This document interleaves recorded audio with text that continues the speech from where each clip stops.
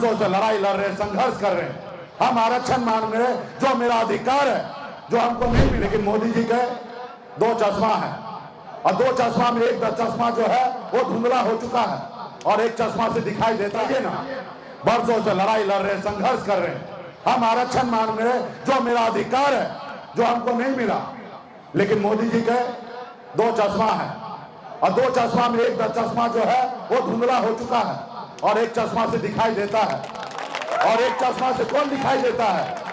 एक चश्मा से जो दिखाई देता है ब्राह्मण, भूमिया, लाला जी ठाकुर, ये दिखाई देता है। इनके बेटे को आरक्षण दे दिए, 10% आरक्षण दे दिए EWS गरीबी में के आधार पे, और निषाद का बेटा को भूखे मरने के लिए छोड़ दिए क्योंकि वो चश्मा पे धूल जम चुका है। तो साथियों, आपने उनको लाया कि एक पिछड़ा का बेटा आएगा, हमारा कल्याण करेगा, लेकिन क्या कर रहा है? हम कोई अपर कास्ट को आरक्षण का विरोधी नहीं है, हम भी मानते हैं कि देश में जाति जो भी हो, धर्म जो भी हो, उनको मान सम्मान अधिकार मिलना चाहिए। लेकिन ये बात तो सही नहीं है ना मोदी जी कि एक ऐसो आम की जिंदगी जी रहा है, एक व्यक्ति 8,000 रुपया महीना नहीं कमाता है, साल में 1 लाख रुपया भी नहीं कमा पाता है, लेकिन आप उसको आरक्षण नहीं दे रहे, और एक व्यक्ति को 8 लाख कमाने वाले को गरीब मान के आरक्षण दे रहे हैं। अगर मोदी जी न्याय करना चाहते हैं, अगर वाकई में न्याय करना चाहते हैं, गरीब को दुख समझते हैं, तो मोदी जी वही आरक्षण हमको भी दे दीजिए, हमें वही आरक्षण दे दीजिए, EWS वाला ही आरक्षण दे दीजिए। जो 8 लाख से कम कमाने वाला निषाद का बेटा अगर होगा तो सिर्फ उसी को आरक्षण दीजिए। मुकेश सहनी जैसे लोगों का आरक्षण नहीं चाहिए। हम अपने बच्चे को अच्छे स्कूल में पढ़ा के उसको आगे बढ़ा सकते हैं, लेकिन जो हमारा समाज गरीब है उसको आरक्षण दे दीजिए, 10% आरक्षण दे दीजिए। क्या हम उनसे कम है? नहीं, उनसे ज्यादा है, उसके बाद भी वही आरक्षण दे दीजिए। लेकिन नहीं देंगे, वो इसलिए नहीं देंगे क्योंकि वो आपको गुलाम बनाना चाहता है। साथियों, ये आपको सोचना है कि आपको गुलाम बनना है कि राजा बनना है। कल तक आपका बेटा को नौकरी मिलता था, आज वो नौकरी छीन के उनको दे दिया है। आज आपको क्या मिलता है? 5 किलो चावल। आपको गुलाम बना दिया है, आपको भिखारी बना दिया है। और ये भी चावल हमारा है, देश का संपत्ति का है, कोई मोदी जी का या भाजपा का नहीं है, कोई योगी जी का नहीं है, ये देश का संपत्ति है। और जो सरकार में आएगा वो हर सरकार ऐसा काम करता है, रोड सड़क बिजली बनाना। लेकिन आज मोदी जी क्या करते हैं? आज हमारे बच्चे दम तोड़ रहे हैं इलाज के अभाव में, हमारे बच्चे पढ़ नहीं लिख पाते हैं, हमारे बच्चे के लिए हॉस्पिटल नहीं बनाएंगे, हमारे बच्चे के लिए स्कूल नहीं बनाएंगे। लेकिन मोदी जी क्या करेंगे? हिंदू मुसलमान करेंगे, मंदिर मस्जिद करेंगे। अरे भाई, मंदिर तो दिल में बनाना है, इस समाज का काम है मंदिर बनाना, ना ही कि सरकार का काम है मंदिर बनाना। सरकार का काम है हॉस्पिटल बनाना, स्कूल बनाना, रोड सड़क बनाना, भूखे को खाना देना, जिसके पास घर नहीं है उसके लिए घर बनाना। मंदिर बनाने का काम सरकार का नहीं है, सरकार जनता का काम है मंदिर बनाना। और मैं तो कहूंगा कि मंदिर दिल में बनाइए। भगवान का भी कहना है कि भूखे को खाना खिलाओ, प्यासे को पानी दो, जरूरतमंद को मदद करो। लेकिन ये लोग आपको गुमराह करेगा। तो साथियों, इसलिए साथियों, लड़ाई लड़ना पड़ेगा, और आपके लिए लड़ाई कोई और नहीं लड़ने के लिए आएगा। आपके लिए लड़ाई जो है आपका भाई, आपका बेटा, आपका अपना ही लड़ेगा, दूसरा कोई नहीं लड़ेगा। मैं भी निषाद कुल में जन्म लिया, इसलिए लड़ाई लड़ रहा हूं। अगर मैं ब्राह्मण, भूमियार, राजपूत ऐसे कुल में जन्म लेता तो मैं आपके लिए लड़ाई नहीं लड़ता, मैं आपके लिए लड़ाई नहीं लड़ता। आज तक कोई नहीं लड़ने के लिए आया, मैं ही लड़ाई लड़ने के लिए आया हूं। और आपके बच्चे का आंसू आप ही पोंछ सकते हैं, दूसरे कोई नहीं पोंछेगा। क्या 75 साल में कोई आया पोंछने के लिए? आपके बिरादरी के अलावा कोई और नहीं आया, और आगे भी नहीं आएगा। इसलिए नहीं आएगा क्योंकि वो आप पे राज करना चाहता है, वो आपको गुलाम बना के रखना चाहता है, आपका वोट सिर्फ खरीदना चाहता है, आपको मालिक नहीं बनाना चाहता है। वो आपके संपत्ति को हड़पना चाहता है, आपको अपने घर खेत में 200 रुपया रोज पे मजदूर बना के रखना चाहता है।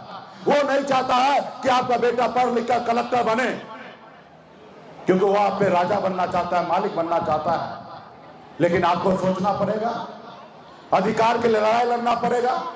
और आपने देखा, जब मैं आपके लिए लड़ाई लड़ने के लिए बिहार से आया, मैं यहाँ पे मंत्री बनने के लिए नहीं आया, विधायक बनने के लिए नहीं आया था। मैं ऑलरेडी बिहार में मंत्री था, मजबूत सरकार का मजबूत मंत्री था। मैं जो चाहता था सरकार में वही होता था। उसके बावजूद भी आपके लिए मैं लड़ाई लड़ने के लिए आया था। और आपने देखा, आपकी लड़ाई लड़ने के बदले में हमारे साथ क्या हुआ। हमें सरकार से बाहर कर दिया। जो सरकार हमने बनाया था, हमारे विधायक को खरीद लिया, वो जिसको आप लोगों ने बनाया था, और हमें रोड पे ला दिया। उधर मुकेश सहनी से तकलीफ नहीं था, उनको निषाद समाज से तकलीफ था।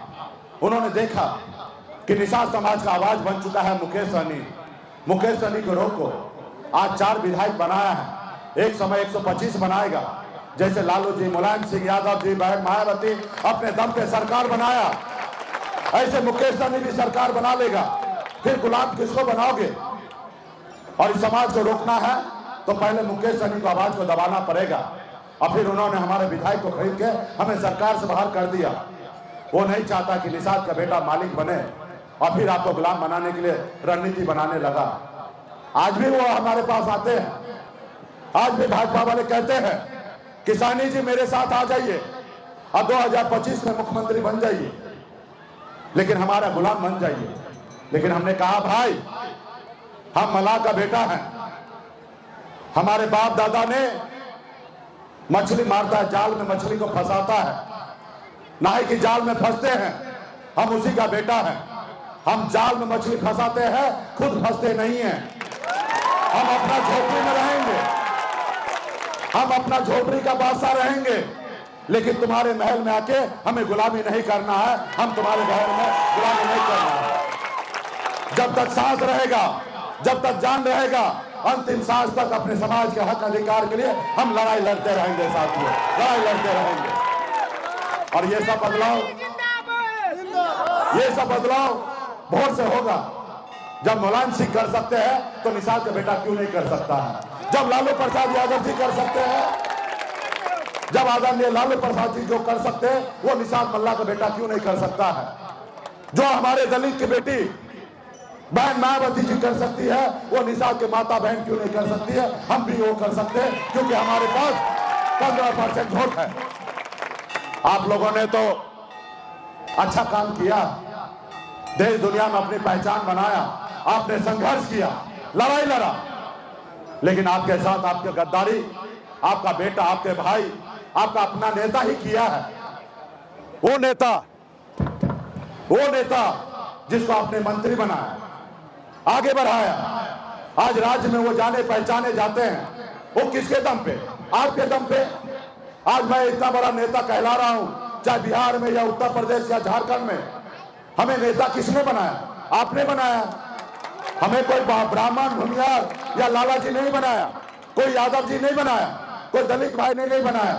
अगर हमें कोई नेता बनाया तो ये निषाद समाज ने बनाया है।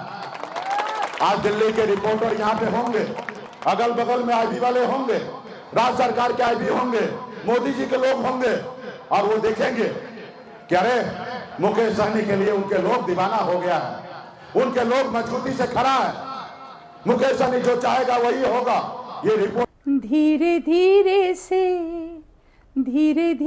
से मेरी जिंदगी में आना, धीरे धीरे से दिल को चुराना। नमस्कार, मैं अनुराधा पौडवाल 26 नवंबर को पैनोरमा स्टार सीजन 6 के कार्यक्रम में पूर्णिया बिहार आ रही हूँ। मुझे पैनोरमा ग्रुप के निर्देशक संजीव मिश्रा जी ने बुलाया है, तो हम सब मिलते हैं पैनोरमा ई होम्स में शाम 7 बजे। नमस्कार। ये लो मुंह मीठा करो, आज मैंने अपना जॉब छोड़ दिया, अब हम पूर्णिया वापस जाएंगे। जॉब छोड़ दिया है? मतलब ये घर कैसे चलेगा? हम करेंगे क्या? और माँ बाबूजी क्या बोलेंगे? इसलिए मैं एक और मिठाई का डब्बा लाया। अपने बिजनेस के लिए लोन अप्रूव हो गया। अरे लोन अप्रूव हो गया वो तो ठीक है, लेकिन पूर्णिया में हम रहेंगे कहाँ? अपना घर भी तो नहीं है वहाँ।